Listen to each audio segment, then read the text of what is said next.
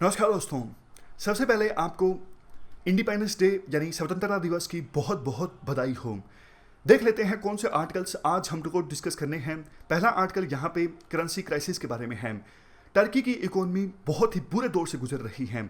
वहाँ पर टर्की की जो करेंसी है लीरा की वैल्यू डॉलर के मुकाबले में बहुत कम हो गई है और इसका इम्पैक्ट इंडिया की करेंसी पर किस प्रकार से हुआ है और क्या इंडिया को घबराने की आवश्यकता है।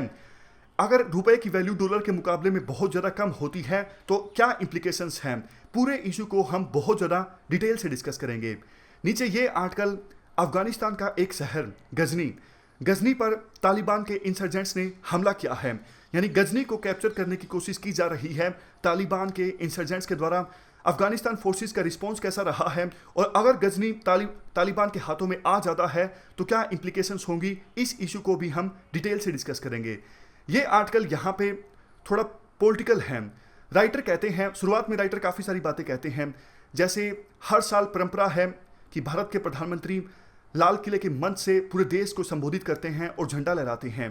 वो पूरे देश की तरफ से झंडा लहराते हैं और विभिन्न प्रधानमंत्रियों ने स्पीच देते वक्त काफ़ी इंपॉर्टेंट बातें कही हैं। जैसे नेहरू ने कहा था 1947 में जब उन्होंने स्पीच दी थी कि आज मेरे साथ अगर सुभाष चंद्र बोस खड़े होते तो कितना अच्छा होता। उसी प्रकार से मोरारजी देसाई ने भी कहा था कि अगर मैं कोई गलती करता हूं तो आप मेरा कान पकड़ सकते हैं, ना सिर्फ मेरा बल्कि मेरे जो कोलीग्स हैं उनका भी कान पकड़ के सत्ता से बेदखल कर सकते हैं, मतलब मेरी पूरी अकाउंटेबिलिटी है। बाद में वो ये भी कहते हैं कि जयप्रकाश नारायण अगर लाल किले से झंडा लहराते तो काफ़ी अच्छा होता। इवन काफ़ी सारे रीजनल लीडर्स जैसे के कामराज और काफ़ी सारे रीजनल लीडर्स का वो नाम लेते हैं, वो भी अगर लाल किला से झंडा लहराते तो काफ़ी अच्छा होता। लास्ट पे वो कहते हैं कि आज प्रधानमंत्री स्पीच देते वक्त अगर बात करते हैं, अगर देश में मॉब लिंचिंग होती है तो सरकार जिम्मेदार है। अगर प्रधानमंत्री ऐसा कहते हैं कि मेरे साथ पीजेंट किसान या फिर फार्मर खड़ा होता है तो कितना अच्छा होता। अगर प्रधानमंत्री फार्मर्स के इश्यूज़ को एड्रेस करते हैं बिना पॉलिटिक्स की बात करें तो कितना अच्छा होगा। तो ये सब बातें बोली गई हैं जो राजनीति से संबंधित है, एग्जाम के लिए इंपॉर्टेंट नहीं है। नीचे ये article India Pakistan economic relations के बारे में है। डिटेल से इस आर्टिकल पे हम चर्चा करेंगे। यहाँ पर OP Rawat chief election commissioner हैं, उनके साथ इंटरव्यू प्रकाशित हुआ है। देखो इशू तो इस इंटरव्यू में काफ़ी सारे डिस्कस किए गए हैं, लेकिन इश्यूज़ के बारे में दो पॉइंट्स हैं।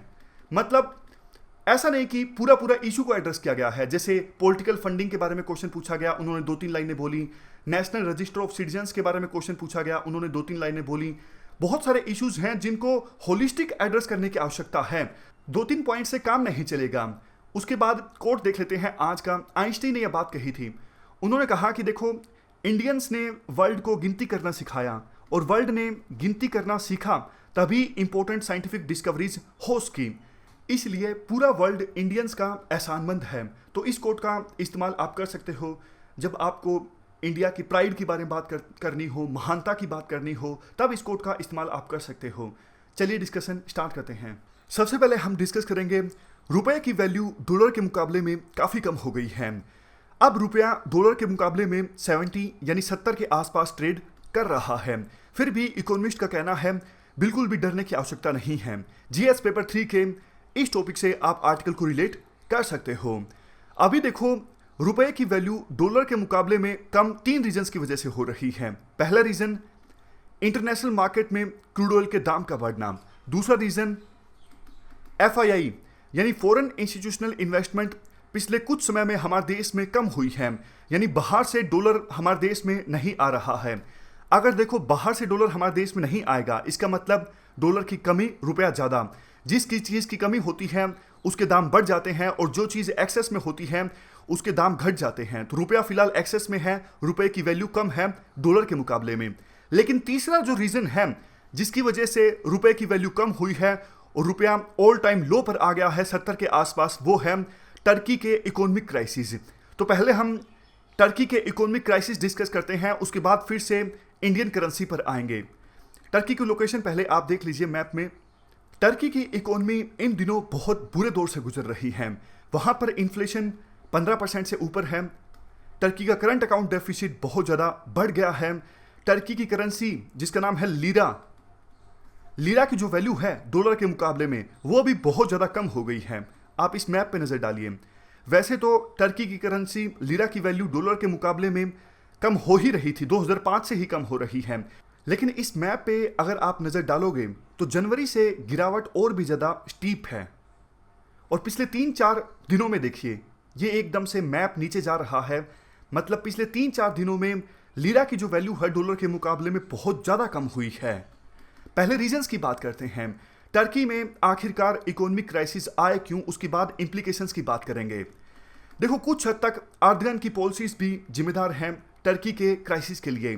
2016 में वहां पे कू आया था, यानी तख्ता पलट की कोशिश की गई थी। आरोप लगा था फतुल्लाह गुलेन पे। ये लिबरल इस्लामिस्ट हैं, अभी रहते हैं यूएसए में। अर्दगन ने आरोप लगाया था कि गुलेन ने ही कू की कोशिश की थी टर्की में। तो देखो, कू के बाद हालांकि वो कू जो आया था, यानी तख्ता पलट की जो कोशिश थी, वो तो सफल नहीं हो पाई थी, लेकिन उस कू के नाम पर अर्दगन ने पावर्स अपने हाथों में जमा कर ली बहुत सारी, यानी सारी जो शक्तियां थी अपने हाथों में कॉन्सेंट्रेट कर ली। टर्की के जो इंस्टीट्यूशंस थे वो सीधा सीधा सरकार के दायरे में आ गए। जैसे आपको एक केस स्टडी बताता हूं। हमारे देश में आरबीआई इंडिपेंडेंट रूप से काम करता है।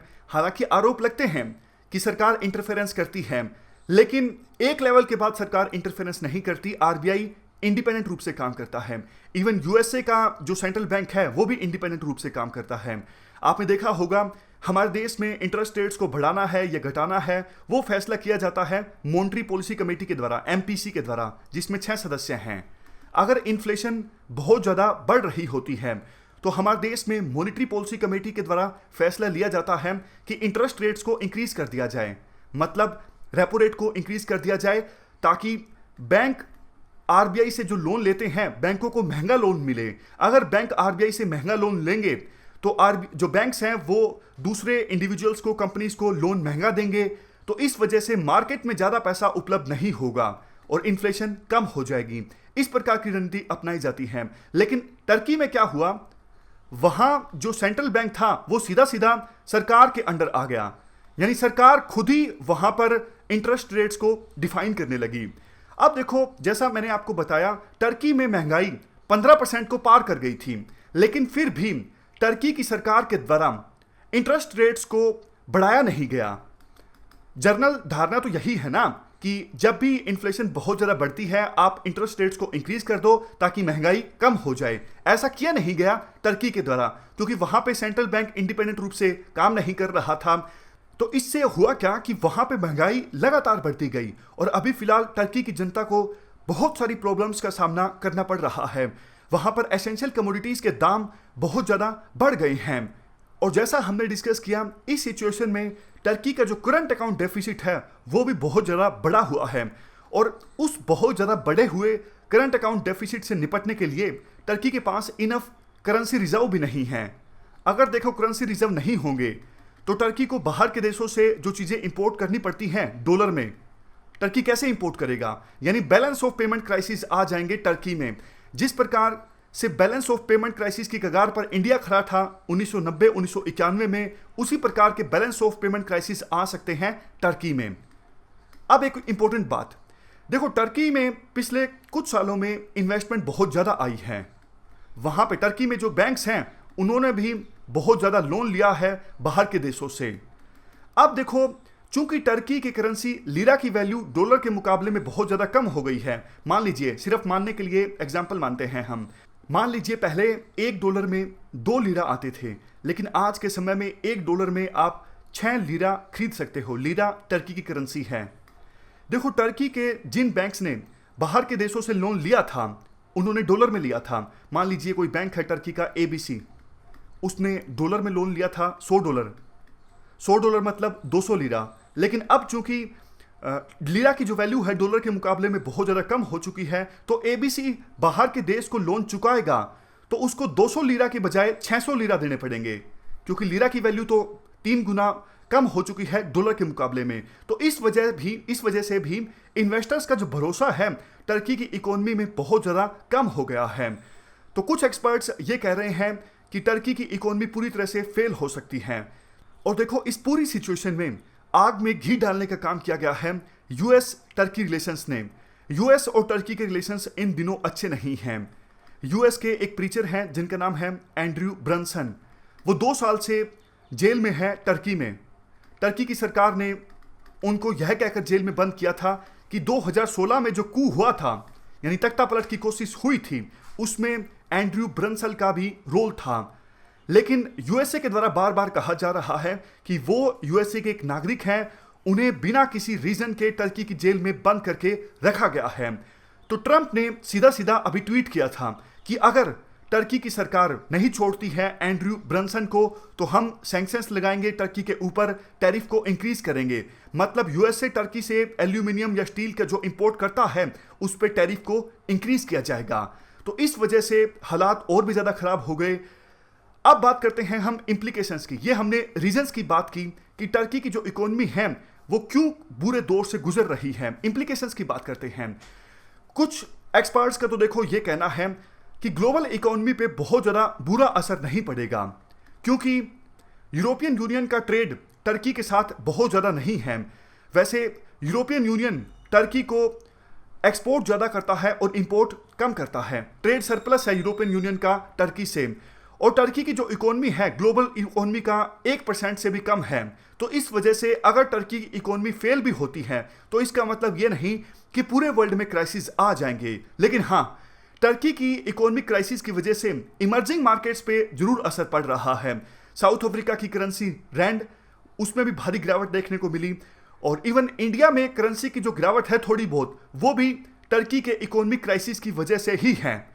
तो अब हम फिर से बात करते हैं इंडिया की करेंसी की। आर्टिकल में कहा जाता है कि देखो, जिस प्रकार से बाकी इमर्जिंग इकोनॉमीज की करेंसी की वैल्यू कम हुई है डॉलर के मुकाबले में, तो उससे हम कंपेयर करें तो रुपये की जो वैल्यू कम हुई है डॉलर के मुकाबले में वो काफ़ी कम है। जैसे लीरा की वैल्यू डॉलर के मुकाबले में ऑलमोस्ट आधी हो गई है। पहले 3 के पास ट्रेड कर रहा था लीरा डॉलर के मुकाबले में, अब 6-7 के आसपास ट्रेड कर रहा है। लेकिन इंडिया की करेंसी की वैल्यू में गिरावट सिर्फ हुई 68.5 से लेके 70 तक।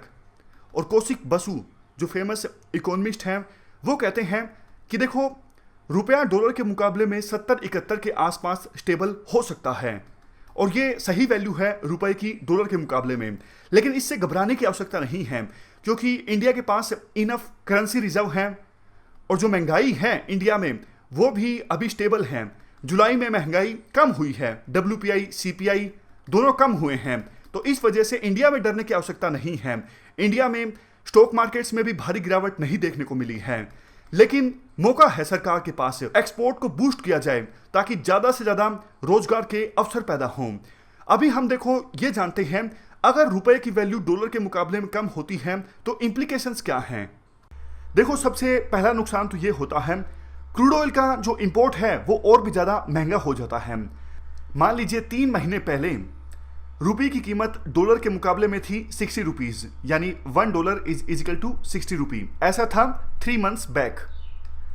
और आज के समय में रुपये की वैल्यू डॉलर के मुकाबले में 67-68 के अराउंड रिवॉल्व कर रही है। तो देखो, अगर हम ये मानते हैं तो अभी इंटरनेशनल मार्केट में एक बैरल क्रूड ऑयल की कीमत 74 डॉलर्स है। तो पहले इंडिया को अमाउंट चुकाना पड़ता था 60 के हिसाब से, 60 के हिसाब से, लेकिन अब इंडिया को क्रूड ऑयल इंपोर्ट करना पड़ रहा है 67 के हिसाब से। तो नीचे वाली वैल्यू ज़्यादा है, इसलिए क्रूड ऑयल इंपोर्ट महंगा हो जाता है। अगर रुपये की कीमत बढ़ती है डॉलर के मुकाबले में, रुपया कमज़ोर होता है। उसके बाद दूसरा इशू ये है, करंट अकाउंट डेफिसिट बढ़ जाता है। करंट अकाउंट डेफिसिट क्या है? जब किसी देश का जो इंपोर्ट है वो ज़्यादा होता है एक्सपोर्ट से, तो वो सिचुएशन होती है current account deficit. Current account deficit कौन कौन से रीजंस की वजह से बढ़ता है? ये सारे रीजंस हैं जिसकी वजह से करंट अकाउंट डेफिसिट बढ़ता है। High consumption, heavy import of oil, gold import, low exports, decrease in FDI, low savings, other non essential imports और नेचुरल डिजास्टर्स। और ये सब रीजंस और भी ज़्यादा एग्रेवेट हो जाते हैं अगर रुपये की वैल्यू कमज़ोर हो जाती है डॉलर के मुकाबले में, तो करंट अकाउंट डेफिसिट बहुत ही ज़्यादा बढ़ जाता है। तो करंट अकाउंट डेफिसिट को कंपनसेट करने के लिए कैपिटल अकाउंट सरप्लस होना चाहिए। अगर कैपिटल अकाउंट भी सरप्लस नहीं है तो बैलेंस ऑफ पेमेंट क्राइसिस पैदा हो जाएंगे, जैसा हमारे देश में हुआ था 1990-1991 में। फॉरेन एक्सचेंज रिजर्व्स बिल्कुल ही डिप्लीट हो गए थे। तो उस समय हमने IMF से, यानी इंटरनेशनल मॉनिटरी फंड से लोन लिया था, यानी फॉरेन करेंसी उधार ली थी। उसके बाद तीसरा इशू ये है इन्फ्लेशन। अगर देखो क्रूड ऑयल इंपोर्ट महंगा होता है तो डोमेस्टिक मार्केट में भी पेट्रोल और डीजल के दाम भी बढ़ेंगे ना। अभी देख लीजिए आप, पेट्रोल और डीजल के दाम कितने बढ़ रहे हैं लगातार क्रूड ऑयल इंपोर्ट के महंगे होने से। तो अगर पेट्रोल और डीजल के दाम बढ़ते हैं तो दूसरी जो एसेंशियल कमोडिटीज हैं उनके दाम भी बढ़ते हैं, क्योंकि ट्रांसपोर्टेशन सेक्टर जो है वो महंगा हो जाता है। उसके बाद कंपनी मार्जिन्स एंड कंपिटिटिवनेस। देखो बहुत सी कंपनीज हमारे देश में ऐसी हैं जो बाहर से रॉ मटेरियल को इंपोर्ट करती हैं, इंडिया में प्रोसेसिंग करती हैं और मैन्युफैक्चरिंग करती हैं। बाद में जो तैयार प्रोडक्ट्स हैं उन्हीं को एक्सपोर्ट किया जाता है। लेकिन अगर ये कंपनीज रॉ मटेरियल्स को महंगा इंपोर्ट करेंगी तो ये जो फाइनल प्रोडक्ट्स तैयार करेंगी रॉ मटेरियल का यूज करके, वो फाइनल प्रोडक्ट्स भी महंगे तैयार होंगे और इंटरनेशनल मार्केट में इन कंपनीज की जो कॉम्पिटिटिवनेस है वो खत्म हो जाएगी। चाइना की जो कंपनी है वो सस्ते से फाइनल प्रोडक्ट्स को मैन्युफैक्चर कर सकेगी और सस्ते रूप से दूसरे देशों में उन फाइनल प्रोडक्ट्स को भेज सकेगी as compare to Indian companies. तो इसीलिए रुपये की वैल्यू गिरती है तो इंडियन कंपनीज को नुकसान होता है, उनकी कंपिटिटिवनेस खत्म हो जाती है, उनके मार्जिन्स भी कम हो जाते हैं। उसके बाद पांचवा इशू ये है कि अगर देखो रुपये की वैल्यू कम होती है तो आरबीआई को कुछ ना कुछ एक्शन तो लेना पड़ेगा ना। रुपये की वैल्यू किस चीज पर डिपेंड करती है? डिमांड एंड सप्लाई पर डिपेंड करती है। मान लीजिए मार्केट में डॉलर कम है तो डॉलर की डिमांड ज्यादा है, डॉलर की वैल्यू बढ़ जाएगी as compare to Indian rupee. तो आरबीआई क्या करेगी? रुपये को मार्केट से खींच लेगी और डॉलर को मार्केट में उतार देगी, ताकि ऐसा ना हो कि डॉलर मार्केट में कम हो इंडिया की मार्केट में, और इसीलिए डॉलर की वैल्यू बहुत ही ज्यादा बढ़ी हुई है। तो आरबीआई क्या करेगी? मार्केट से रुपये को सक कर लेगी, यानी अपनी मॉनेटरी पॉलिसी इस प्रकार से फॉर्मुलेट करेगी जैसे सीआरआर को इंक्रीज कर दिया, रेपो रेट को इंक्रीज कर दिया। ये सभी रेट्स जब इंक्रीज हो जाते हैं तो बैंक्स आसानी से लोन नहीं दे सकेंगे। बैंक लोन नहीं दे सकेंगे तो मार्केट में रुपये अवेलेबल नहीं होगा ज़्यादा, और इस वजह से जो रुपये की अवेलेबिलिटी है वो कम हो जाएगी। तो रुपये की जो कीमत है वो थोड़ी बहुत इंक्रीज होगी डॉलर के मुकाबले में। तो आरबीआई इस प्रकार का एक्शन उठा सकती है। लेकिन देखो अगर आरबीआई इस प्रकार का एक्शन उठाती है तो जो जेन्युइन कंपनीज हैं जिनको रुपये की आवश्यकता है, पैसों की आवश्यकता है अपना बिजनेस एक्सपेंड करने के लिए, एक्सपोर्ट के लिए या फिर नया बिजनेस इस्टेब्लिश करने के लिए, उनको पैसा आसानी से उपलब्ध नहीं होगा तो उनका जो बिजनेस है वो प्रभावित होगा। अगर उनका बिजनेस प्रभावित होता है तो इकोनॉमिक एक्टिविटीज हमारे देश में कम होंगी और देश की इकोनॉमी प्रभावित होगी। उसके बाद इशू आता है टूरिज्म का। देखो दूसरे देशों से ज्यादा टूरिस्ट इंडिया में आएंगे, क्योंकि मान लीजिए यूएसए का कोई नागरिक है तो उनको ये लगता है कि जो रुपये की कीमत है डॉलर के मुकाबले में बहुत ही कम है, तो इंडिया में घूम के आना बहुत ही ज़्यादा सस्ता पड़ेगा। तो दूसरे देशों से ज़्यादा टूरिस्ट इंडिया में आ सकते हैं। लेकिन दूसरी तरफ आपको पता है इंडिया के टूरिस्ट को नुकसान भी तो होगा ना। पहले कोई इंडिया का टूरिस्ट यूएस जाना चाहता था तो उसको थोड़ा सस्ता पड़ता था, लेकिन अब रुपये की वैल्यू इतनी ज़्यादा गिर चुकी है उसको महंगा पड़ेगा। सबसे लास्ट में एक्सपोर्ट है। अगर देखो रुपये की वैल्यू कम होती है डॉलर के मुकाबले में, एक्सपोर्ट बढ़ सकता है, लेकिन हमेशा ऐसा नहीं होता। एक्सपोर्ट क्यों बढ़ सकता है मैं आपको एग्जांपल देता हूं। मान लीजिए पहले 3 महीने पहले $1 की वैल्यू थी 60 रुपये और आज के समय में $1 की वैल्यू है 67-68 के आसपास। मंगलवार को 68 पहुंच गई थी, लेकिन उसके बाद थोड़ा कम हुई है। मान लीजिए इंडिया में एक पेन की कीमत है ₹1, यानी ₹1 में एक पेन मिलता है। तो 3 महीने पहले अमेरिका का कोई सिटीजन इंडिया से कितने पेन इंपोर्ट कर रहा था, मतलब इंडिया की कोई कंपनी अमेरिका के किसी सिटीजन को कितने पेन एक्सपोर्ट कर पा रही थी $1 में? 60, क्योंकि उस समय 3 महीने पहले $1 की कीमत थी 60 रुपये। लेकिन आज के समय में 67-68 रुपये पहुंच गई है $1 की कीमत। अगर पेन का जो प्राइस है वो कांस्टेंट है, ₹1 इजिकल टू एक पेन, तो आज के समय में इंडिया की वही कंपनी यूएसए में 67-68 पेन एक्सपोर्ट कर पाएगी। तो अमेरिका वालों को तो फायदा हुआ ना। तो इंडिया की जो कंपनीज हैं उनकी कंपिटिटिवनेस बढ़ी रुपये की वैल्यू कम होने की वजह से। लेकिन हमेशा ऐसा नहीं होता। मान लीजिए यूएसए में या फिर दूसरी वेस्टर्न कंट्रीज में जो पेन है उसकी डिमांड ही नहीं है, मतलब वहां पे थोड़ा रिसेशन चल रहा है, तो फिर क्या फायदा रुपए की घटती वैल्यू का? तो इससे एक्सपोर्ट नहीं बढ़ेगा। तो ये हमने पूरा डिटेल से जाना कि रुपए की वैल्यू अगर कम होती है तो देश की इकोनॉमी किस प्रकार से प्रभावित होती है। आप क्वेश्चन देख लीजिए जो आपको अटेम्प्ट करना है। क्या आप ऐसा सोचते हो कि इंडिया की पोजीशन दूसरी इमर्जिंग इकोनॉमीज के मुकाबले में अच्छी है with respect to currency depreciation, तो देखो आप हाँ ही लिखोगे। आर्गूमेंट्स में आप बोलोगे कि इंडिया के पास अच्छा खासा $400 बिलियन के पास करेंसी रिजर्व है, महंगाई बहुत ज़्यादा नहीं है, इंडिया में महंगाई विद इन लिमिट्स है, 2 से 6% के बीच है, इंडिया में स्टॉक मार्केट्स में भी फॉल नहीं देखने को मिला है, और इवन देखो इंडिया की करेंसी रिलेटिवली स्टेबल रही है 2016 में भी और 2017 में भी। इस साल के शुरुआती 6 महीनों में इंडिया की करेंसी में जरूर गिरावट देखने को मिली है, लेकिन एज कंपेरिजन टू दूसरी जो इमर्जिंग इकोनॉमीज हैं उनके मुकाबले में फिर भी कम। दूसरा पार्ट क्वेश्चन का ये पूछता है कैसे रुपए की जो वैल्यू कम हुई है डॉलर के मुकाबले में, ये एक अपॉर्चुनिटी प्रेजेंट करता है सरकार के लिए। सरकार अपनी इकोनॉमी से संबंधित स्ट्रक्चर प्रॉब्लम्स को किस प्रकार से एड्रेस कर सकता है इस सिचुएशन में।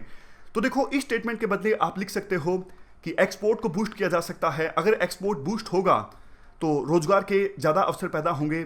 आमतौर पे कहा जाता है इंडिया की जो ग्रोथ है वो जॉबलेस ग्रोथ है, जॉब्स नहीं है इंडिया में, तो एक्सपोर्ट बूस्ट होता है तो जॉब ज़्यादा क्रिएट होंगी, और एमएसएमई सेक्टर जो है जो लैगिंग है इंडिया में उसे भी स्ट्रेंथन किया जा सकता है इस सिचुएशन का फ़ायदा उठाते हुए। और भी काफ़ी सारी स्ट्रक्चरल प्रॉब्लम्स आप लिख सकते हो जिन्हें एड्रेस किया जा सकता है इंडिया के द्वारा इस सिचुएशन का लाभ उठाते हुए। चलते हैं अगले आर्टिकल की तरफ। अगला आर्टिकल अफगानिस्तान की सिचुएशन के बारे में है। आप जीएस पेपर 2 के इस टॉपिक से आर्टिकल को कनेक्ट कर सकते हो। क्या कंटेस्ट है? अफगानिस्तान में एक सिटी है जिसका नाम है गजनी। मैप में आप लोकेशन देखिए, ये गजनी सिटी है। स्ट्रेटेजिक वाइज बहुत ही इंपॉर्टेंट लोकेशन है गजनी की, सिर्फ 150 किलोमीटर दूर काबुल से, जो कि अफगानिस्तान की राजधानी है। यहाँ पे काबुल है, यहाँ से एक हाईवे गुजरता है जो कि साउथ अफगानिस्तान को जोड़ता है अफगानिस्तान की राजधानी काबुल से। अब हुआ क्या है, गजनी सिटी पर तालिबान के 1000 लड़ाकों ने हमला बोल दिया है, यानी अफगानिस्तान की गजनी सिटी पर कब्जा करने की कोशिश की जा रही है तालिबान के इंसर्जेंट्स के द्वारा, और 10 मई को ये अटैक किया गया तालिबान के द्वारा। जैसा हमने डिस्कस किया, लोकेशन गजनी की बहुत ही ज़्यादा इंपॉर्टेंट है। अगर देखो गजनी सिटी पर तालिबान का कब्जा हो जाता है तो अफगानिस्तान की कैपिटल काबुल साउथ अफगानिस्तान से कट हो जाएगी, क्योंकि गजनी के पास से ही एक इंपॉर्टेंट हाईवे गुजरता है। अगर गजनी सिटी पे तालिबान का कब्जा मतलब इस हाईवे पर तालिबान का कब्जा। देखो जो साउदर्न तालिबान है यहाँ पर ऑलमोस्ट सभी इलाकों पर, मतलब ज़्यादातर इलाकों पर तालिबान का कब्जा है, और यही वो एरिया है जहाँ से जो तालिबान इंसर्जेंट्स हैं वो पाकिस्तान में आसानी से आते जाते रहती हैं। जब भी किसी प्रकार का ऑपरेशन चलाया जाता है अफगानिस्तान की आर्मी और पुलिस के द्वारा यूएस की आर्मी के साथ मिलके, तो तालिबान के इंसर्जेंट्स पाकिस्तान में चले जाते हैं, और पाकिस्तान में ऑपरेशन चलाया नहीं जा सकता सीधे तौर पे यूएस या फिर अफगानिस्तान की आर्मी के द्वारा। तो ये तो हमने बात की कि कंटेक्स्ट क्या है। अब बात करते हैं गजनी सिटी पे जो अटैक हुआ है तालिबान इंसर्जेंट्स का, तो रिस्पॉन्स कैसा रहा है अफगानिस्तान की फोर्सेस का। मतलब क्या अफगानिस्तान की आर्मी और अफगानिस्तान की पुलिस यूएस आर्मी की सपोर्ट के साथ तालिबान इंसर्जेंट्स को खदेड़ पाने में सफल हो पाए हैं या नहीं? आर्टिकल में कहा जाता है नहीं। देखो पिछले काफ़ी दिनों से ये बात साफ थी कि तालिबान इंसर्जेंट्स हमला करने वाले हैं गजनी सिटी पे। क्यों? क्योंकि गजनी का जो आउटस्कर्ट्स एरिया है वहाँ पे तालिबान इंसर्जेंट्स की गतिविधियाँ दिखाई दे रही थी। इवन गजनी के आउटस्कर्ट्स एरिया में तालिबान इंसर्जेंट्स के द्वारा टैक्स वसूली भी स्टार्ट कर दी गई थी, मतलब टैक्स वसूलना स्टार्ट कर दिया गया था गजनी सिटी के आउटस्कर्ट्स एरिया में। फिर भी अफगानिस्तान की फोर्सेस नहीं चेती, मतलब पहला स्टेप अफगानिस्तान की फोर्सेस की तरफ से नहीं लिया गया। और जैसे ही तालिबान के इंसर्जेंट्स ने अटैक किया गजनी सिटी पे, अफगानिस्तान की फोर्सेस का मेन फोकस रहा गवर्नमेंट बिल्डिंग्स, मतलब गजनी के अंदर जो गवर्नमेंट बिल्डिंग्स हैं, फॉर एग्जांपल गवर्नर का ऑफिस या फिर पुलिस का हेडक्वार्टर, वहां पर अफगानिस्तान की फोर्सेस ने कब्जा कर लिया। लेकिन बाकी ऑलमोस्ट पूरे शहर में तालिबान के जो इंसर्जेंट्स हैं वो ईजिली घूम रहे हैं, और यूएस की फोर्सेस के द्वारा हवाई हमले भी किए जा रहे हैं, लेकिन अभी तक वो नाकाम साबित हुए हैं। मतलब रिस्पॉन्स अच्छा नहीं रहा है। अभी तक अफगानिस्तान की फोर्सेस तालिबान के इंसर्जेंट्स को गजनी से खदेड़ पाने में नाकाम साबित हुए हैं। अब बात करते हैं इश्यूज की। कंटेक्स्ट डिस्कस किया, उसके बाद रिस्पॉन्स डिस्कस किया, अब इश्यूज की बात करते हैं। देखो तालिबान इंसर्जेंट्स का ये हमला गजनी सिटी के ऊपर उस समय हुआ जब यूएस के डिप्लोमेट्स ने मुलाकात की तालिबान के रिप्रेजेंटेटिव्स के साथ। कहां पे? दोहा में। यानी अफगानिस्तान में पीस इस्टेब्लिश करने के लिए तालिबान के साथ नेगोशिएशंस चल रही हैं। तो इस सिचुएशन में तालिबान इंसर्जेंट्स ये चाहते हैं कि जैसे ही पीस इस्टेब्लिश हो उससे पहले अफगानिस्तान में ज़्यादा से ज़्यादा एरिया पर कब्जा कर लिया जाए। यानी कि किसी प्रकार का एग्रीमेंट होने से पहले यूएस के साथ या फिर अफगानिस्तान की सरकार के साथ तालिबान चाहता है कि अफगानिस्तान में ज़्यादा से ज़्यादा एरिया पर उनका कब्जा हो। पिछले कुछ समय में तालिबान ने अफगानिस्तान के बहुत सारे डिस्ट्रिक्ट्स पर कब्जा कर लिया है। ऑलमोस्ट अभी अफगानिस्तान का 44% जो एरिया है वो तालिबान के अंडर आता है। हालांकि देखो, अफगानिस्तान के किसी बड़े अर्बन सेंटर पर अभी तक तालिबान का कब्जा नहीं हो पाया है, लेकिन तालिबान कहीं पर सुसाइड अटैक्स आसानी में कैरी आउट करने में सफल हो पाया है। आप कुंदास की बात कर लीजिए, फरा की बात कर लीजिए, वहां पर सुसाइड अटैक्स करवाए गए तालिबान के द्वारा। यानी जो सिक्योरिटी सिचुएशन है अफगानिस्तान में वो बहुत ज़्यादा खराब है। इस साल के अंत में अफगानिस्तान में इलेक्शंस भी कंडक्ट होने हैं। फिलहाल की जो सरकार है अफगानिस्तान में, नेशनल गवर्नमेंट, बहुत ज़्यादा वीक है। करप्शन के आरोप लगे रहते हैं। मतलब वो सीधा तौर पे तालिबान का मुकाबला कर पाने में पूरी तरह से असफल साबित हुए हैं। अगर देखो अफगानिस्तान में तालिबान का राज आ जाता है तो इंडिया के लिए बहुत ही ज़्यादा बुरा साबित होगा, क्योंकि पिछले कुछ सालों में इंडिया ने अफगानिस्तान में ऑलमोस्ट $2 बिलियन के आसपास इन्वेस्टमेंट करी है। अब तो बढ़ भी गई होगी। $2 बिलियन हम काफ़ी समय से बोल रहे हैं, अब इसमें इजाफा भी हो गया होगा। फॉर एग्जाम्पल, अफगानिस्तान में जो पार्लियामेंट की बिल्डिंग है वो इंडिया के द्वारा बनाई गई है। सलमा डैम की आप बात कर लीजिए, इंपॉर्टेंट हाईवेज इंडिया की तरफ से डेवलप किए गए हैं। तो ये इन्वेस्टमेंट खतरे में आ जाएगी अगर तालिबान का राज आता है तो। इवन देखो, अगर तालिबान का राज आता है तो ओपियम की खेती बढ़ जाएगी। तो इंडिया में जो ड्रग्स की प्रॉब्लम है वो भी बढ़ सकती है। कश्मीर में भी इंस्टेबिलिटी आ सकती है, क्योंकि जो तालिबान इंसर्जेंट्स आज के समय में अफगानिस्तान में वहाँ पे तख्ता पलट करना चाहते हैं, एक बार अगर वहाँ पर तालिबान का राज आ जाएगा तो पाकिस्तान उन्हीं तालिबानी इंसर्जेंट्स को कश्मीर में पुश कर सकता है। मतलब कश्मीर में इंस्टेबिलिटी आ सकती है। इसी वजह से पाकिस्तान तो पूरी तरह से यही चाहता है कि जल्द से जल्द अफगानिस्तान में तालिबान का रूल आए, क्योंकि तालिबान जो है वो पाकिस्तान की बात मानता है। पाकिस्तान समर्थन करता है तालिबान का, उन्हें हथियार मुहैया करवाता है, दूसरी तरह की एड भी देता है। लेकिन इंडिया अफगानिस्तान में डेमोक्रेसी को प्रमोट करता है। अब देखना यह होगा कि गजनी सिटी जिस पर अटैक किया हुआ है तालिबान इंसर्जेंट्स के द्वारा, क्या अफगानिस्तान की सरकार अमेरिकी मदद की सहायता से गजनी को तालिबानी इंसर्जेंट से मुक्त करवा पाती है या नहीं। अगर गजनी सिटी तालिबान इंसर्जेंट्स के हाथों में आ जाता है तो ये तालिबान की एक बड़ी विक्ट्री होगी, लेकिन बिल्कुल भी अच्छा नहीं होगा अफगानिस्तान की सरकार के लिए, यूएस के लिए और इवन इंडिया के लिए भी। चलते हैं अगले आर्टिकल की तरफ। अगला article India Pakistan economic relations के बारे में है। आप जीएस पेपर 2 के इस टॉपिक से आर्टिकल को रिलेट कर सकते हो। क्या कंटेस्ट है? इमरान खान नए प्रधानमंत्री होंगे पाकिस्तान के। उन्होंने अपनी स्पीच में कहा कि पाकिस्तान इंडिया के साथ अच्छे रिलेशंस चाहता है। इमरान खान ने यह भी कहा कि ट्रेड रिलेशंस इंडिया और पाकिस्तान के बीच इम्प्रूव होने चाहिए। तो राइटर्स का कहना है काफ़ी अच्छे संकेत हैं। इंडिया और पाकिस्तान के बीच इकोनॉमिक रिलेशंस को स्ट्रेंथन किया जा सकता है। अभी देखो, इंडिया और पाकिस्तान के बीच ऑलमोस्ट $2.5 बिलियन के आसपास ट्रेड होता है। 2013-14 में इंडिया और पाकिस्तान के बीच ट्रेड होता था $2.70 बिलियन।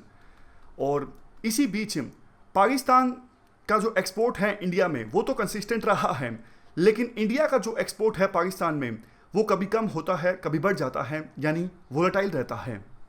फिर भी इंडिया का ट्रेड सरप्लस है पाकिस्तान के साथ ट्रेड में ऑलमोस्ट $1.4 बिलियन का। यानी इंडिया एक्सपोर्ट ज़्यादा करता है पाकिस्तान से, इंपोर्ट कम करता है। ये तो देखो हमने डायरेक्ट ट्रेड की बात की, जबकि इनडायरेक्ट ट्रेड डायरेक्ट ट्रेड से ऑलमोस्ट 10 गुना ज़्यादा है। बहुत सारी चीज़ें ऐसी हैं जो पहले इंडिया से जाती हैं यूएई में और यूएई से जाती हैं पाकिस्तान में, और बहुत सारी चीज़ें ऐसे भी हैं जो पहले पाकिस्तान से जाती हैं यूएई में या फिर दुबई में, उसके बाद इंडिया में आती हैं। तो इस प्रकार का जो इनडायरेक्ट ट्रेड है वो ऑलमोस्ट 10 गुना है। अगर देखो इंडिया और पाकिस्तान के रिलेशंस इंप्रूव होते हैं तो ये इनडायरेक्ट ट्रेड डायरेक्ट होगा तो जो ट्रांजैक्शनल कॉस्ट है बहुत ज़्यादा कम हो जाएगी। इससे इंडिया को भी फ़ायदा होगा और पाकिस्तान को भी फ़ायदा होगा। आर्टिकल में काफ़ी सारे एग्जांपल्स दिए जाते हैं। सबसे पहले बात करते हैं टेक्सटाइल सेक्टर की। इंडिया में सूरत गुजरात का और तमिलनाडु का तीरापुर ट्रैक सूट्स और दूसरी तरह के फैब्रिक्स के लिए काफ़ी फेमस है और इनकी काफ़ी ज़्यादा डिमांड है पाकिस्तान के कराची में और दूसरे शहरों में। और ठीक इसी प्रकार से पाकिस्तान के कई शहर, फॉर एग्जांपल कराची, काफ़ी ज़्यादा फेमस हैं किस लिए, सलवार कमीज़ के लिए और शादी के लिए जो अटायर होता है इसके लिए। और इन चीज़ों की काफ़ी ज़्यादा डिमांड है इंडिया में, तो वैल्यू चेन्स आसानी से क्रिएट की जा सकती है टेक्सटाइल सेक्टर में। अब बात करते हैं स्पोर्ट्स सेक्टर की। देखो, पाकिस्तान में सियालकोट एक शहर है। सियालकोट काफ़ी ज़्यादा फेमस है स्पोर्ट्स गुड्स के लिए। यहाँ पर मैन्युफैक्चरिंग होती है बैट्स की, हॉकी स्टिक्स की, इवन लेदर ग्लोव्स की जो साइकिलिंग में इस्तेमाल होते हैं या फिर वेट लिफ्टिंग में इस्तेमाल होते हैं। फुटबॉल्स भी यहाँ पे मैन्युफैक्चर किए जाते हैं। इवन जो फीफा वर्ल्ड कप अभी हुआ था उसमें यहीं से बनी फुटबॉल्स का इस्तेमाल किया गया था। इंडिया में स्पोर्ट्स गुड्स की काफ़ी डिमांड है। और एक इम्पॉर्टेंट बात देखो, पाकिस्तान के सियालकोट में फुटबॉल्स की जो मैन्युफैक्चरिंग होती है उसके लिए पाकिस्तान इंपोर्ट करता है रॉ मटेरियल जैसे लेटेक्स या फिर रबड़, दूसरी तरह के जो रॉ मटेरियल की आवश्यकता है पाकिस्तान उसे इंपोर्ट करता है थाईलैंड से। और पाकिस्तान को ये रॉ मटेरियल बहुत महंगा पड़ता है, जबकि लेटेक्स, रबड़, इस प्रकार का जो रॉ मटेरियल है आसानी से इंडिया में अवेलेबल है।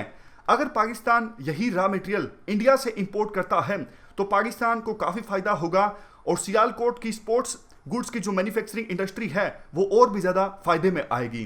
तो ये हमने बात की स्पोर्ट्स गुड्स में किस प्रकार से वैल्यू चेन इस्टाब्लिश हो सकती है। अब हम बात करते हैं हेल्थ सेक्टर की। पाकिस्तान का सियालकोट शहर ही फिर से सर्जिकल इंस्ट्रूमेंट्स की मैन्युफैक्चरिंग के लिए बहुत ज़्यादा फेमस है। अब देखो, इंडिया आपको पता है हेल्थ सेक्टर में एक पूरा हब है। विदेशों से आते हैं पेशेंट्स इंडिया में इलाज करवाने के लिए, लेकिन हम सर्जिकल इंस्ट्रूमेंट्स को इंपोर्ट करते हैं डेवलप्ड कंट्रीज से, फॉर एग्जांपल यूएसए से या फिर दूसरे यूरोपियन कंट्रीज से। और पाकिस्तान के सियालकोट में surgical instruments, for example scissor, इन सब की मैन्युफैक्चरिंग होती है और पाकिस्तान से ही एक्सपोर्ट होता है इन सर्जिकल इंस्ट्रूमेंट्स का डेवलपिंग कंट्रीज की तरफ, फॉर एग्जांपल यूएसए और दूसरे विकसित देशों में। तो डायरेक्टली इंडिया अगर इन सर्जिकल इंस्ट्रूमेंट्स को पाकिस्तान से इंपोर्ट करे तो इंडिया का हेल्थ सेक्टर और भी ज़्यादा बेनिफिट में आएगा। और इवन पाकिस्तान के सियालकोट में सर्जिकल इंस्ट्रूमेंट्स की मैन्युफैक्चरिंग के लिए रॉ मटेरियल इंडिया आसानी से उपलब्ध करवा सकता है, फॉर एग्जांपल स्टील या फिर दूसरी चीज़ें। तो वैल्यू चेन्स अगर इस प्रकार से क्रिएट की जाती हैं इंडिया और पाकिस्तान के बीच में तो बहुत ज़्यादा फायदा होगा दोनों देशों को। लेकिन क्या करना होगा ताकि इंडिया और पाकिस्तान के ट्रेड रिलेशंस इंप्रूव हों? सबसे पहले तो देखो, जो ट्रेड बॉडीज़ हैं अगर उनको कोई डाउट है, उनको ये लगता है कि अगर इंडिया और पाकिस्तान के ट्रेड रिलेशंस इंप्रूव होते हैं तो हमारी मोनोपोली खत्म हो जाएगी, हम घाटे में आ जाएंगे, इस प्रकार के जो संदेह हैं, जो डाउट्स हैं, वो दूर करने होंगे। उसके बाद business to business relations establish करने होंगे। प्रोडक्ट स्पेसिफिक रिलेशंस तो हैं अभी भी कुछ सेक्टर्स में इंडिया और पाकिस्तान के बीच, लेकिन नेशनल ट्रेड चैम्बर्स के बीच भी रिलेशन इंप्रूव करने होंगे। जैसे इंडिया का जो बिजनेस चैम्बर है वो पाकिस्तान के बिजनेस चैम्बर के साथ डायरेक्टली रिलेशंस इंप्रूव करे ताकि बातचीत हो सके किन किन सेक्टर में इंडिया और पाकिस्तान के लोग मिलकर काम कर सकते हैं ट्रेड से संबंधित। तीसरे नंबर पे 2014 में प्रधानमंत्री मोदी ने घोषणा की थी कि सार्क से संबंधित बिजनेस वीजास में ईजनेस लाई जाएगी। उस बात को देखो धरातल पर इंप्लीमेंट नहीं किया गया है। आज भी पाकिस्तान के जो बिजनेसमैन हैं उनको वीज़ा लेना होता है इंडिया में आने के लिए, उनको आसानी से वीज़ा नहीं मिलता। अगर इस तरफ ध्यान दें इंडिया और पाकिस्तान मिलके तो भी ट्रेड रिलेशंस को इंप्रूव किया जा सकता है। अंत में देखो, आर्टिकल में ये बोला जाता है कि जो इकोनॉमिक्स है वो पॉलिटिक्स से अलग होकर नहीं चलती है। पॉलिटिक्स इंडिया और पाकिस्तान के बीच इंप्रूव होगी तभी इकोनॉमिक्स इंप्रूव होगी। तो उम्मीद यह है कि पाकिस्तान के नए प्रधानमंत्री आतंकवाद पे लगाम लगाएंगे। अगर आतंकवाद पे लगाम लगाई जाती है पाकिस्तान के द्वारा तो इंडिया भी हाथ आगे बढ़ाएगा इकोनॉमिक रिलेशंस को इंप्रूव करने के लिए। इससे ना सिर्फ दोनों देशों को फायदा होगा, सबसे ज़्यादा फायदा होगा दोनों देशों की जनता को। इंडिया में सस्ते प्रोडक्ट्स उपलब्ध होंगे, पाकिस्तान में सस्ते प्रोडक्ट्स उपलब्ध होंगे। इंडिया की मैन्युफैक्चरिंग इंडस्ट्री को फायदा होगा, पाकिस्तान की मैन्युफैक्चरिंग इंडस्ट्री को भी फायदा होगा। इस पूरे सब कॉन्टिनेंट में खुशहाली आएगी। तो ये आर्टिकल हमने डिस्कस किया इंडिया पाकिस्तान इकोनॉमिक रिलेशंस के बारे में। ये थी हमारी आज की डिस्कशन। आज हमने 3 इश्यूज पे फोकस किया। सबसे पहले हमने बात की करेंसी से संबंधित क्या इश्यूज चल रहे हैं, इंडिया की करेंसी बहुत ज़्यादा कम क्यों हुई है डॉलर के मुकाबले में। और उसके बाद हमने डिस्कस किया दूसरे नंबर पे अफगानिस्तान में जो गजनी सिटी है वहाँ पे अटैक किया गया है तालिबान के इंसर्जेंट्स के द्वारा। तीसरे नंबर पे हमने इंडिया और पाकिस्तान इकोनॉमिक रिलेशंस की बात की। तो इस डिस्कशन में फिलहाल इतना ही है। फिर से आपको स्वतंत्रता दिवस की हार्दिक शुभकामनाएं। Thank you very much for discussion.